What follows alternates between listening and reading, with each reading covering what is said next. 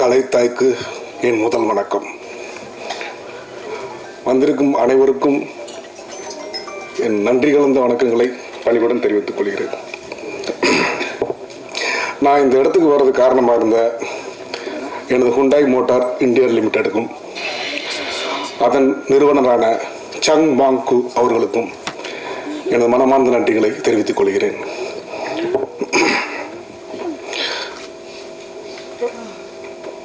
இப்போ இந்த மேடையில் வந்து நான் நிற்கிறது காரணமே வந்து என்னோட 2 மகள்கள் தான். அம்மா, அப்பா இந்த மாதிரி லிட்டுட்ட பார்த்துக்கிட்டு போய் நினைக்கிறேன். என் பிரைட்டல் அம்மா அவர்களுக்கும் ஜாக்குவி அம்மா அவர்களுக்கும் ஐ லவ் யூடா. என் மனைவி ஜெயபாரதி அவர்களுக்கும் என் தாழ்மையான நன்றியை தெரிவித்துக் கொள்கிறேன். இவங்க தான் வந்து என்னை தூக்கி கொண்டு வந்து இந்த ஸ்டேஜில் நிப்பாட்டிருக்கிறாங்க. நான் வந்து 25 வருஷமா சினிமாவில் போராடிட்டு இருக்கேன். எப்படியாவது நடிகர் ஆயிடணும், எப்படியாவது 99 ஸ்டார்ட் பண்ணி என்னோட கனவுகளை துரத்திக்கிட்டு இருக்கேன். ஆனால் எங்கே போனாலும் என்னென்னா பணம்ன்ற ஒரு விஷயத்தை கேட்டு கேட்டு என்னை வந்து சாவடிச்சிட்டாங்க. ஆனால் எனக்கு என்னென்ன ஒரே ஒரு விஷயந்தான், ஆனால் என்னால் பணம் கொடுக்க முடியும். அப்போ ஆனால் ஒரே விஷயம், நான் பணம் கொடுக்க மாட்டேன்னு தான் நான் நின்னேன். வீட்டில் கூட எல்லாம் ஒய்ஃபு எல்லாமே சொல்லுவாங்க, ஏன் கொடுத்து தான் ட்ரை பண்ணேன்னாங்க. நான் ஏன் பணம் கொடுக்கணும்? பணம் நான் ஃப்ரீயாக நடிக்கிறேன், எல்லா காஸ்டியூம்ஸ் நான் வாங்கிக்கிறேன், எனக்கு செலவு பண்ண வேணாம், எல்லா சாப்பாடு செலவும் நான் பார்த்துக்கிறேன், நான் ஃப்ரீயாக நடிச்சு தர்றேன், எனக்கு வாய்ப்பு மட்டும் கொடுத்தா போதும். ஆனால் யாருமே வந்து அந்த ஒரு அங்கீகாரத்தை வந்து சரியாக கொடுக்கல. கூப்பிட்டு இந்த காவேரி காலேருந்து நம்ம ஏவிஆர் வரைக்கும் இது நான் சுத்தாத இடமே கிடையாது. இது கம்பெனி நண்பர்கள் யாருக்கும் கூட தெரியாது. டெய்லி ஷிஃப்ட் முடிஞ்சு சாயந்தரம் ஆச்சுன்னா கிளம்பிங்க வந்துடுவேன், வந்து நண்பர்களை பார்ப்பேன். எங்கேயுமே எனக்கு அந்த வாய்ப்புகள் கிடைக்கல. சரி, ஓகே, நானும் சுற்றி பார்த்தேன், அந்த வாய்ப்புகள் கிடைக்கவே இல்லை.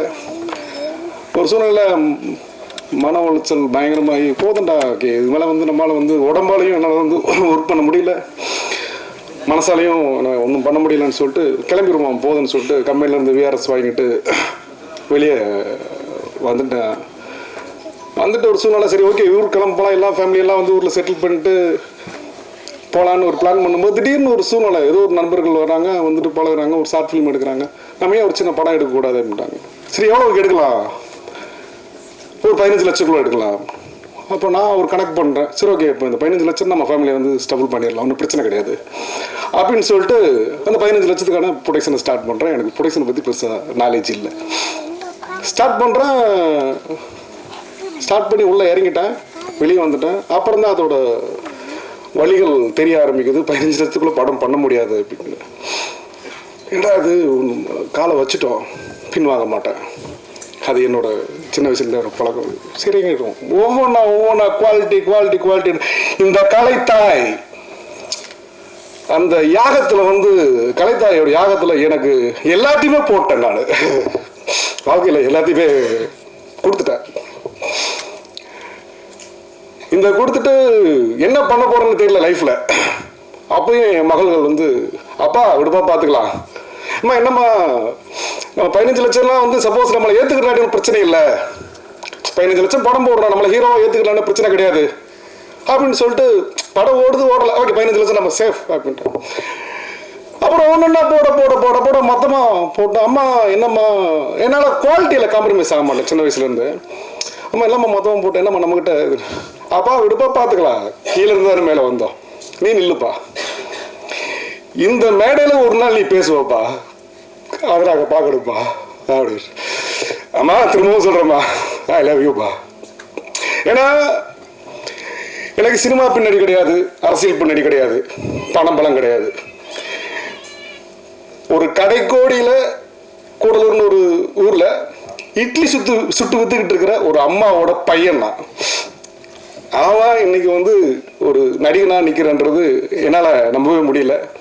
எங்கள் வீட்டில் எல்லாரும் வந்து இங்கே நிறைய பேர் கேட்டாங்க என் வீட்டில் கூப்பிடலன்னு. என் மகளுக்கு ஒரே வாசம் தான், நான் தேட்டரில் உன்னை பார்க்கணும், அது வரைக்கும் உன்னை பார்க்க மாட்டேன். சரிம்மா, அப்படின்னு சொல்லிட்டு இது பண்ணேன். அதே மாதிரி இந்த படத்தில் ஒர்க் பண்ண எல்லா நண்பர்களுக்கும், ஏன்னா வள்ளிகள் நிறைய சந்தித்தாலும் நிறைய நண்பர்கள் எனக்கு உதவுனாங்க. சிவானி செந்தில் சார், டைகர் சக்கரவர்த்தி சார், நிறைய பேர் எல்லாருமே எனக்கு அதே மாதிரி ஒர்க் பண்ண எல்லாருமே வந்து பயங்கரமான ஒரு ஒர்க்கர்ஸ். ஏன்னா நான் என்ன நினைக்கிறேன்னா, இந்த சினிமாவில் வந்து பார்த்தீங்கன்னா மேலே இருக்கிறவங்க மேலே வந்துக்கிட்டே இருக்கிறாங்க, படம் வர சேர்றவங்க சேர்ந்துக்கிட்டே இருக்கிறாங்க. இந்த அடித்தட்டு மக்கள் கீழே ஒர்க் பண்ணுறாங்கல்ல டெக்னீஷியன்ஸ், அந்த வழிகளை நான் பார்த்தவண்ணா. ஏன்னா நான் ஒர்க் பண்ணதெல்லாம் ஒர்க்கே கிடையாதுங்க. இந்த லைட்மேன்ஸ் தூக்கிட்டு ஓடுறாங்க பார்த்தீங்களா, சான்ஸே கிடையாது. Hats off to all technicians. ஏன்னா அவ்வளோ கஷ்டப்பட்டு ஒர்க் பண்ணும்போது அவங்களுக்கான ரெகக்னேஷன் பார்த்தீங்கன்னா அன்னைக்கான சம்பளம் தான். ஏன் அவங்களுக்கு வந்து எக்ஸ்ட்ரா பண்ண யாருமே மனசு வர மாட்டேங்குது. ஒரு லாபம் வருது, அந்த லாபத்துலேயே அவங்களுக்கு வந்து ஏதாவது பண்ணணும்னு தோண மாட்டேங்குது. இன்றைக்கி நான் என்ன சொன்னால், நான் ஃபஸ்ட்டு ஸ்டார்ட் பண்ணுறேன் இந்த படத்தை. பட் அது நம்பிக்கையில் தான் சொல்கிறேன், நடக்குமா நடக்கலான்னு தெரியல, இயற்கையாக தான் பார்த்துக்கிறணும். இந்த படத்தில் இன்னொரு லாபம் வந்தாலும் வருமானு தெரியல, இயற்கை தான் பண்ணணும். வந்தால் இனிமேல் அவுபிஆர்பி ப்ரொடக்ஷன் எல்லா தயாரிக்கிற எல்லா படத்துலையும் வர்ற லாபத்தில் 50% வந்து இந்த சினிமா துறை சார்ந்தவர்களுக்கும் தமிழக மக்கள் கஷ்டப்படுற மக்களுக்கும் தான் என்னோட பங்கு போய் சேரும். அதை தான் வந்து நான் வந்து எல்லாருக்கும் தெரிவிக்க விரும்புகிறேன். நான் அதே மாதிரி இன்னொரு சின்ன விஷயம் என்னென்னா, இந்த சிறிய முதலீட்டு படங்கள் வந்து இருக்கு இல்லைங்களா, அது வந்து ஏன் ஓட மாட்டேங்குது அப்படின்னா, ஓட மாட்டேங்குது அப்படின்னு இல்லை, அது வந்து டிக்கெட்டோட ரேட் இருக்கு இல்லையா. இப்போ தலை அஜித் சாரோட படம் வருது ஓகேங்களா, அவர் வந்து அவரை 200 ரூபா கொடுத்து பார்ப்பாங்க, என்ன யார் 200 ரூபா கொடுத்து பார்ப்பாங்க, புரியுதுங்களா. அப்போ அந்த இடத்துல வந்து 200 ரூபா கொடுத்து என்னை பார்க்க மாட்டேன், சின்ன படம் தோல்வி தானே அடையும். அப்போ அந்த இடத்துல வந்து நீ டிக்கெட் விலையை குறைச்சி பாருங்க, அங்கே போகிற கூட்டம் அதே கூட்டம் இங்கே வரும். இன்னொரு விஷயம் என்னென்னா, இந்த நார்மலாக படம் எல்லாருக்குமே ஒரு ஸ்ட்ரெஸ் இருக்கும், லைஃப்பில் எல்லாருக்குமே கஷ்டங்கள் இருக்கும், வழிகள் இருக்கும். அதில் போக்குற ஒரே ஒரு விஷயம் சினிமா மட்டும்தான். சினிமான்ற ஊடகம் மட்டும்தான் எல்லா வழிகளையும் போக்கும். அந்த போக்குறது பார்த்தீங்கன்னா, இப்போ வந்து சினிமா யார் பார்க்குறாங்க அப்படின்னா, அப்புறம் மிடில் கிளாஸ் தான் வந்து வீக்லி ஒன்ஸ் படத்து போகிறாங்க. மிடில் கிளாஸ் பார்த்தீங்கன்னா மந்த்லி ஒன்ஸ் பிளான் பண்ணுறாங்க. ஏன்னா 200 ரூபா டிக்கெட்டு, 4 பேர் போனால் 800 ரூபா, அதில் உள்ள போனால் ஸ்நாக்ஸ் வந்து எல்லாம் சேர்த்து 2000 ரூபா வந்துடும். அவங்க வந்து இது பிளான் பண்ணுறாங்க. அப்போ லோயர் கிளாஸில் இருக்கிறவங்க யாருமே படம் பார்க்குறதே கிடையாது. அப்போ வழிகள் அவங்களுக்கு எப்படி போகாதில்ல. ஸோ முன்னாள் முதல்வர் மாண்புமிகு புரட்சித்தலைவி அம்மா அவர்கள் ஒரு திட்டம் முன்னாடி போடுறதா கேள்விப்பட்டால் அது கேன்சல் ஆச்சான்னு எனக்கு தெரியல. அதே மாதிரி இந்த தியேட்டரை வந்து அவங்க எடுத்து நடத்துகிற மாதிரி சொல்லியிருந்தாங்க போல். பட் அது சரியான டீட்டெயில்ஸ் எனக்கு தெரியல. நான் என்ன கோரிக்கை வைக்கிறேன்னா, மாண்புமிகு தமிழக முதல்வர் மு.க. ஸ்டாலின் அவர்களுக்கு என்னோட தாழ்மையான கோரிக்கை என்னென்னா, இந்த 50 ரூபா டிக்கெட்டுக்கு வர்றதுக்கு என்ன வழிகள் பண்ணணுமோ அதை தயவு செய்து பண்ணுங்க. ஏன்னா இதை வந்து நான் வந்து ஒரு பிச்சையாகவே கேட்குறேன், நான் கலை பிச்சையாக கேட்குறேன் நான். ஏன்னா அவ்வளோ ஒரு சிறிய முதலீட்டு படங்கள் வந்து வெளியே வராமல், ஒரு தாயின் கருவறையிலிருந்து வெளியே வர முடியாமல் துடிக்கிறாங்க. அவ்வளோ படங்கள் வெளியே இருக்குது. அவங்களாம் எப்போ வர்றது வெளியே கரெக்டாக ஒவ்வொரு வாரம் வீக்லி ஒன்ஸு. இப்போ தலை படம் வருது, அப்புறம் ரெட்ரோ வருது, சூர்யா சார் படம் வருது. இது இப்போ இடையில நாங்கள் எப்போ தான் வந்து படங்கள் தயாரிக்கிறது? எல்லாருமே வந்து வாய் வார்த்தை சொல்கிறாங்க, அது எங்கேயுமே பழி ஒரு நடக்க மாட்டேங்குதா. எல்லாருமே வந்து நீங்கள் டிக்கெட் விலையை குறைங்க. இப்போ என்ன சொல்கிறேன்னா, இப்போ வந்து மாண்புமிகு தமிழக முதல்வர் மு.க. ஸ்டாலின் அவர்களும் துணை முதல்வர் உதயநிதி ஸ்டாலின் அவர்களும் நீங்கள் நினச்சா ஒரு படம் பார்க்கணுன்னா ஃபாரினில் போய் தனி ஃப்ளைட்டில் போய் பார்க்க முடியும், அந்தளவுக்கு உங்களை சூழ்நிலை இருக்குது. ஆனால் ஏழை எளிய மக்கள் மன உளைச்சல் தீர்க்கிறது எங்கே போவாங்க? படம் பார்க்க வழி இல்லையே.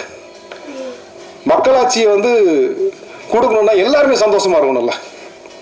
அதனால் தயவு செஞ்சு இந்த டிக்கெட் விலையை வந்து நீங்கள் குறைக்கிறதுக்கான வழிகளை பாருங்கள். நான் ஏதாவது தவறாக பேசியிருந்தா என்னை தயவு செய்து மன்னிச்சிருங்க.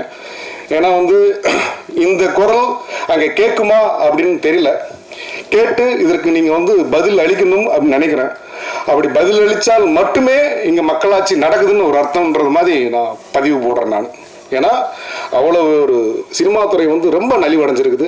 அது சினிமா துறை மேலும் மேலும் வரணும், கலை மேலும் வளர வேண்டும் என்று வாய்ப்பளித்த அனைவருக்கும் நன்றி கூறி விடைபெறுகிறேன். நன்றி.